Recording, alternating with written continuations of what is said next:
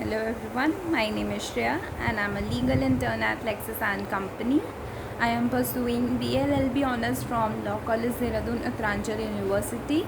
I am currently in 7th semester. I am glad to have this opportunity of interning at Lexis and Company, because of which I am able to present to you guys with this video. So the purpose and topic for this video will be administrative tribunals in India. So this is part 4 on the topic administrative tribunals. I have discussed many topics about it in my previous videos, and in my today's video I'll be explaining you about the various advantages of administrative tribunals and the drawbacks of administrative tribunals, and hence I'll be concluding this topic in my this video, the fourth video.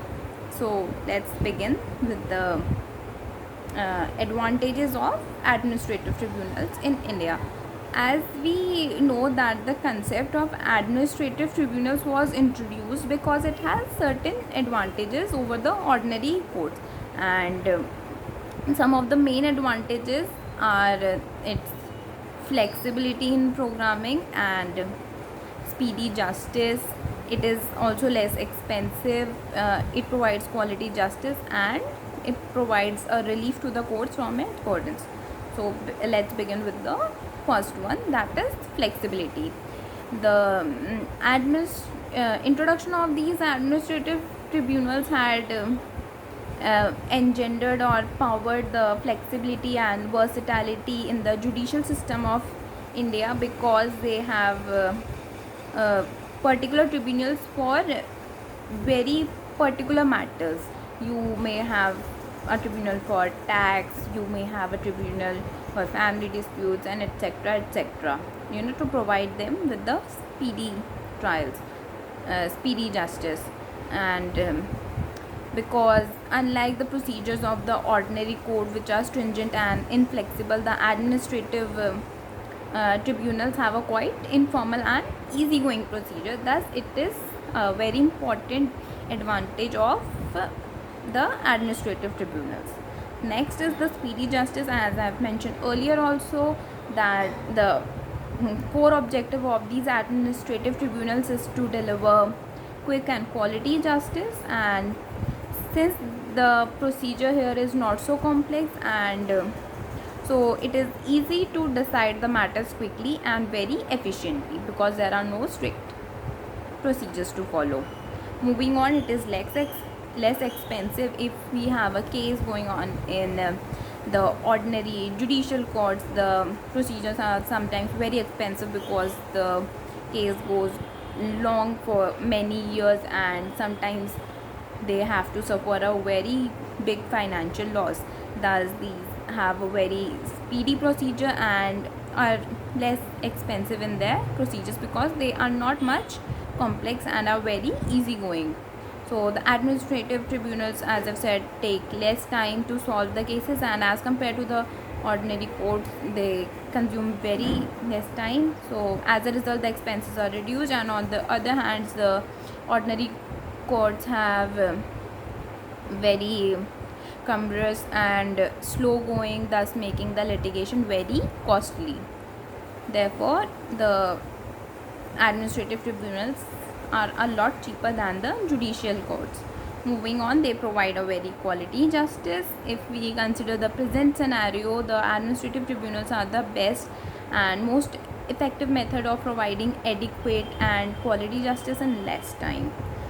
And another big advantage of them is that they provide a relief to the courts from the because they are much overburdened by the number of cases, and it is difficult for the judges to provide a quick um, justice to the people. So these were all the advantages of the administrative tribunals. Next I'll tell you about the drawbacks of administrative tribunals. So they are, first, they are against the rule of law. Second, the lack of specified procedure, no prediction of future decisions, scope of arbitrariness, and the absence of legal expertise. So uh, how are they against the rule of law? Um the rule of law was propounded to promote equality before the law and the supremacy of ordinary law over the arbitrary functioning of the government. And these administrative tribunals somewhere restrict the ambit of the rule of law by providing separate laws and procedures for certain matters. So in a certain way they are against the rule of law, because for every matter there are different rules, and the rules can be flexible according to the chairman and vice chairman and other members of the tribunals. So it sometimes goes against the rule of law and the established rule of law. And moving on, the next disadvantage is the lack of specified procedure. As I've said that there is lack of specified procedure. Sometimes the procedure becomes arbitrary in the hand by the hands of the members of the administrative tribunals and the other chairman or the vice chairman, whoever is presiding. So administrative judiciary bodies do not have any rigid set of rules and procedure, and thus there is a chance of violation of the principle of natural justice also. So thus there is a big advantage in the form of the lack of specified procedure. Moving on, there is no prediction of the future decisions. Since the administrative tribunals do not follow precedents, it is not possible to predict the future decisions also.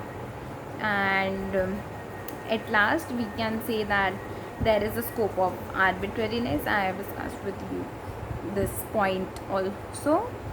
The civil and criminal courts work on a uniform code of procedure as prescribed on the CPC and the CRPC respectively, but the administrative tribunals have no such stringent procedure.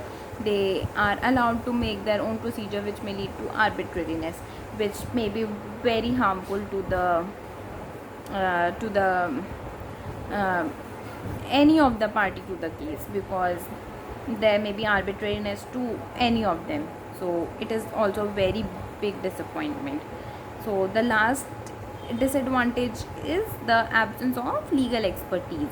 No, it is not necessary that the members of the administrative tribunals must belong to the legal background, and they may be the experts of different fields but not essentially have been trained in the judicial work. Therefore they may lack the required legal expertise, which is an indispensable part of resolving disputes.